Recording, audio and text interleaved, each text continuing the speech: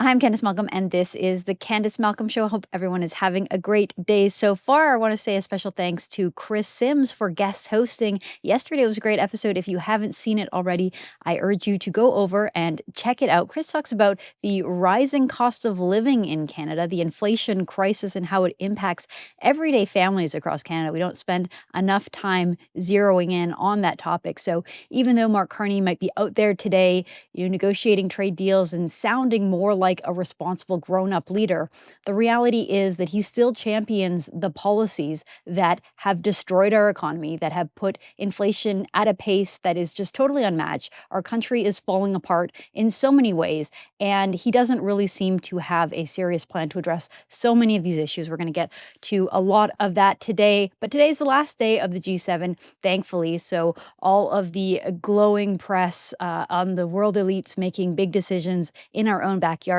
will come to an end. I want to go through a little bit of that coverage, but I want to start with some of our own exclusive reporting from Juno News. So my colleague and co-founder Cian Bexty was over at some of the G7 protests yesterday.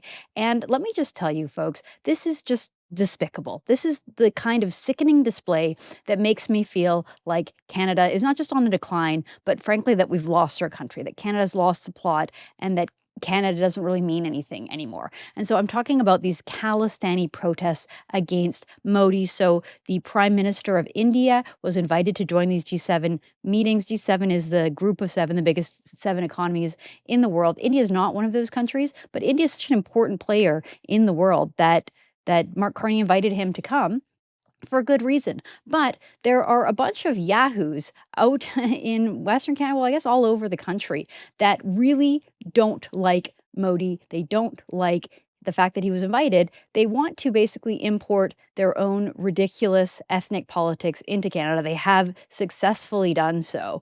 And so I just want to play this clip of Cian. He's at one of these protests. Just note the violent imagery, right? The signs with Modi in the crosshairs with a bullseye on his forehead, right? Like a direct call for the assassination of the Indian prime minister. The violent chants yelling, "Kill Modi," right? Like this isn't part of a normal democratic discourse, right? These are fringe lunatics who have imported their wild terroristic policies into Canada, and we just sort of treat them with kid gloves. We mainstream it. It's no big deal. We shrug it off. We ignore it. We shouldn't ignore this, folks. This is a big deal. It is a serious problem in Canada. These people shouldn't be in our country. They're not loyal to Canada. They don't care about Canada, in fact. All they care about is their dream ethno-state in India. Well, I have news for you. India's not interested anymore. This is like a uniquely Canadian issue now. These people came to Canada because they fled India in the 80s, and they brought all their tensions with them. And India's moved on, and these people have not. And it is just an absolute embarrassing display. Anyway, here is Cian Bexty reporting from the G7. Cian Bexty here in Calgary outside of a protest for the G7 as India's Prime Minister Modi is about to arrive in this city to begin talks with G7 leaders. They're not part of the G7 India themselves, but they were invited. And here, Khalistani extremists in this city, likely many of them local, are staging a protest with this sign here. They're actually all the way down the road, down this main drag in downtown Calgary, with a target over the face of democratically elected Prime Minister of India. And these extremist protesters behind me, you can hear them chanting, repeating, "Kill Modi, kill Modi, kill Modi." And the viewers and spectators of the protest say politics, like that somehow justifies it, saying they're kill Modi politics. I don't know what that means, but the one speaker is saying "kill Modi" over and over and over again. And what's even more shocking is that police officers are here. They actually left when I started filming. The Calgary police is aware of these signs. The Canadian government is aware of these threats, and they are not doing anything to prevent these kind of threats during the G7 and frankly all the time, while these Khalistani extremists continue to do what they do constantly. And so, I mean, you can see very clearly the violent imagery against Indian Prime Minister Narendra Modi, right? And so True North continues to report. We reached out to the Calgary Police Services and we got a statement saying that it does not appear to be criminal. It doesn't appear to be criminal. Folks, ask yourself this question. Remember the Freedom Convoy? Remember when the truckers went to Ottawa? Could you imagine just for a second that they had images like that of Justin Trudeau? They had pictures of Justin Trudeau with a bullet in his forehead, or they were hanging up pictures and chanting "Kill Trudeau." Just imagine for a second. Do you think that the police services in Canada, that Ottawa police would say that it was not criminal? Of course not, right? That would be considered political violence and threats of political violence. We know exactly how that would be handled. And yet, when it comes to these deranged lunatics who, yes, India considers these people to be terrorists, right? They have a violent history. Even the biggest and most deadly terrorist attack impacting Canada ever was the Air India flight that was blown up and it was headed to Canada, right? Hundreds of Canadians were killed in that crash. And that was Khalistani terrorists who took credit for it and who were found to be responsible. So the idea that these people aren't really violent, that don't really mean anything, it's wrong, right? They're importing terrorism and terrorist politics into our society, and we turn a blind eye. This is one of the major problems in Canada. It wasn't just that one protest that Cian Bexley was reporting from. We also saw a large convoy of Khalistani activists. They could be seen making their way towards Calgary's municipal plaza there, again with their flags. That the government of India considers this to be a terrorist group. That this flag represents a violent movement in India, and in Canada, it's mainstream. It's just part of the mainstream. We allow it. Here we have a clip shared from Kirk Lubinov on X showing children, Sikh children, kicking cutouts of Prime Minister Modi's face. Let's play that clip.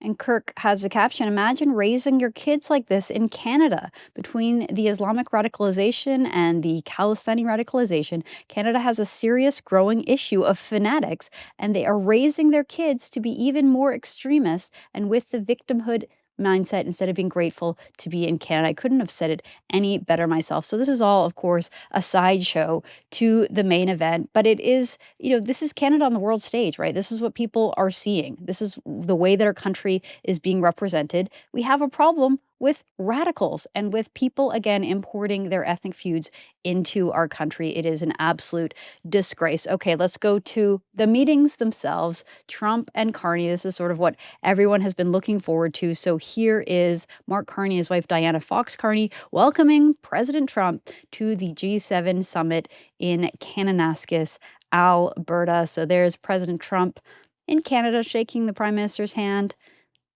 Beautiful scenic background there. And this is introducing to his wife there, President Trump. And interestingly, at the pre-meeting press conference, President Trump came right out and said, not just Modi that should be here. We should actually have Putin at this meeting to recall that it used to be called the G8 and Russia used to be part of it until Obama made the decision to remove Russia from the G8. President Trump came flat out and said that was a mistake. He said Justin Trudeau, Barack Obama made a mistake by removing Russia from the G8. Let's play that clip. The G7 used to be the G8. Barack Obama and a person named Trudeau didn't want to have Russia in. And I would say that was a mistake, because I think you wouldn't have a war right now if you had Russia in. And you wouldn't have a war right now if Trump were president 4 years ago. Can see Mark Carney caught a little off guard by that comment. But of course, the purpose of these international summits really is to have dialogue and have conversations. So perhaps he's right that if Putin was there, he would not be in an active war, that they could have talked some sense into him and stopped that from happening. And now this was as close to sort of explosive fireworks as we got at the G7. Like I said, Trump is going to dominate any room that he's in. And so here he is. The press have 1,000 questions for him on the more burning, pressing issue of the day, which really isn't about economic future, Canada's energy, or any of that stuff. It's just, the war that's unfolding in the Middle East between Israel and Iran. Israel strategically knocking out much of the military leadership class in Iran in targeted strikes. That's what the press care about. That's probably where Trump's mind is. And so here is the media just hounding the President Trump. And Carney sort of politely trying to step in, saying, let me exercise my role as the G7 chair here, trying to stop the madness that was the press room. I actually think Carney did a pretty decent job here, as best he could, to try to de-escalate things. But Trump is going to be Trump, and he's going to dominate. So here is probably the most amusing clip you'll see from the G7, which is Carney trying to control a room that just frankly can't be controlled with President Trump. Let's play that clip. That's it. Thank you. If you don't mind, I'm going to exercise my role, if you will, as G7 chair, since we have a few more minutes with the president and his team, and then we actually have to start the meeting to address some of these big issues. So, thank you. Now, what has actually come out of the G7? Honestly, more than I expected. I will say, usually these meetings are just, photo ops and fancy declarations and nothing really from the policy side. But here we have, Juno is reporting, Trump and Carney have agreed to reach a trade deal within 30 days. So we learned that Prime Minister Mark Carney, from his readout and the G7 meeting with the U.S. President Donald Trump, indicate the two leaders plan to finalize a new trade deal within 30 days, making the first time either side has set a time frame for negotiations. So seems like we're on the right path. Seems like that, them being in a room together, being cordial, having discussions. It seemed, from my perspective, to be good. We had Mark Carney commending President Trump for taking bold measures in order to change with the times and build a better world. Let's play that clip. Nostalgia isn't a strategy. We have to change with the times and to build a better world. And some of you, such as you, Mr. President, have anticipated these massive changes and are taking bold measures to address them. And so, interestingly, Politico is reporting this interesting piece inside Carney's private courting of President Trump. So I'm going to read a little bit from the Politico, which is a U.S. Outlet, but I believe they have a Canadian reporter. It says Canadian Prime Minister Mark Carney has privately courted Trump in the weeks leading up to his arrival here for the G7 summit, the world's major industrial powers, calling and texting with the president and his allies as he tries to ease tensions between their nations and lay the groundwork for a trade truce. The stakes are much higher for Carney than they are for Trump, said one person close to the White House who was granted anonymity to discuss the leader's fragile report.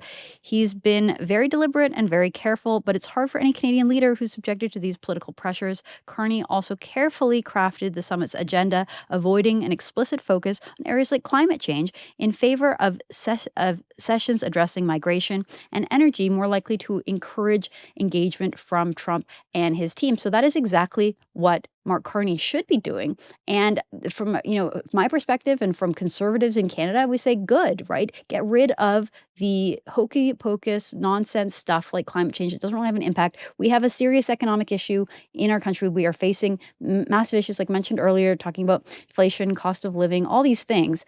And you need to focus on the nuts and bolts. You need to focus on the economy and on inflation and on trade and, of course, on energy, finding a market for our energy. That is what a prime minister is supposed to be doing.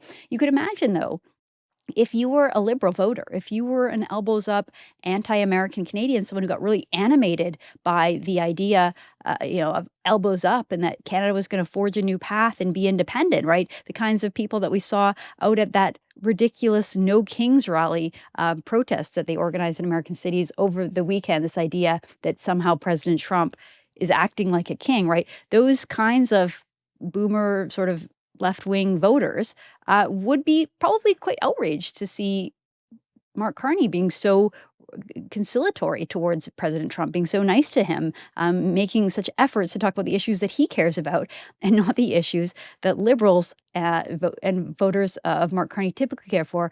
Anthony Koch, writing over at the National Post, made this point. I want to read a little bit from his article today because I thought it was quite good. It says at the G7, Carney has his elbows way down for Trump. The pundits, voters, and strategists who enabled the Liberals' dishonest campaign must be held accountable. So this is what Anthony writes. He says, the last federal election was not an honest conversation about Canada's place in the world. It was performative, slick, poll-tested, and ultimately hollow. Mark Carney presented himself as a principled adversary to Donald Trump, to a steward of Canadian sovereignty who would stand up to a dangerous and unpredictable United States. And now, just months into his premiership, he insists the G7 is nothing without U.S. leadership. His government has resisted retaliating against American tariffs and has expressed desire to join Trump's Golden Dome missile defense program. Just a side note, if a conservative leader had done that, if it was Prime Minister Pierre Poilievre right now, there would be 1,000 think pieces about how terrible that was as a decision and how it was dangerous, how Canada is more closely aligning itself to America. Of course, when it's a Liberal and Mark Carney, the pundits and the fancy people are sort of either cheering it on or they're completely silent about it.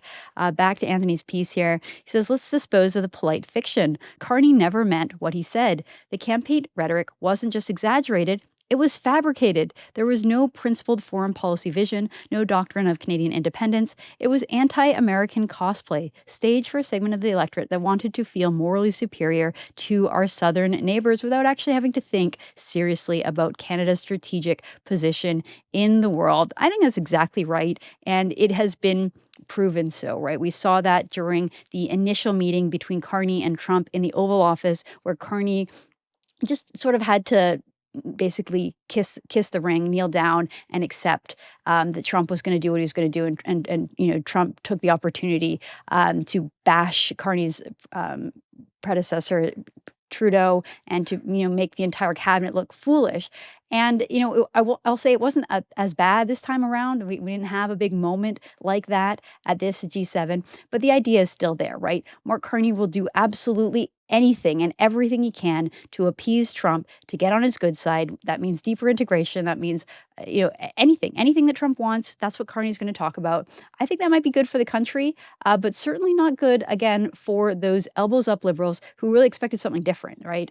The question sort of is, would you rather have a Liberal Prime Minister who campaigns as a Liberal and then governs as a Conservative, which seems sort of like what Mark Carney is doing, or the opposite, right? We have Justin Trudeau, who kind of campaign as like a centrist and sort of come across as more normal, play up his family and talk about modest deficits only, and then he would govern as a truly radical, like hard left lunatic. I would much rather a Liberal who campaigns as a Liberal and then governs as a Conservative, but we will see if that is truly how Mark Carney governs. And then, folks, that's all there is, right? We had one day, and suddenly, Monday evening, we got word that Trump was leaving the summit. He was gone. Here he writes on Truth Social.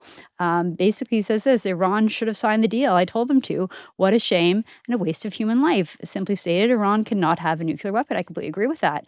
I said it over and over again. Everyone should immediately evacuate Tehran. And so his focus is obviously what is happening in the Middle East with Israel and with Iran. And his press secretary, Karen Levitt, just moments after that True Social account posted that President Trump had a great day at the G7, even signing a major trade deal with the United Kingdom. Much was accomplished, but much is going on in the Middle East. President Trump will be leaving tonight after dinner with the heads of state. And that's it. So Trump is gone. The rest of the meeting should be kind of quiet and straightforward. The entertaining, explosive elements of any G7 with President Trump is whatever President Trump is saying and doing. And so I think that in some ways, Carney kind of dodged a bullet by not having to do more bilats or more press conferences with Trump there at risk of derailing it. But at the same time, that's it. Nothing really accomplished other than, again, the promise of a trade deal within 30 days. So interesting stuff. And we will continue to provide reporting from G7 should anything else happen in the final moments and hours there. We have Juno News reporters on the ground. Well, folks, that's all the time we have for today. Thanks so much for tuning in. We'll be back again tomorrow with all the news. I'm Candice Malcolm. This is Candice Malcolm Show. Thank you and God bless. You're watching Juno News, Canada's fastest growing independent news network. Our team works day and night to bring you nationwide coverage of the issues that matter, honest reporting of the stories that put Canadians first. From far and wide, Juno is doing the work to turn the dial in the right direction, bringing you the news from the field and in the studio. Wherever it takes us, we get the job done. For you and for Canada. Help us replace the CBC. Subscribe today at junonews.com.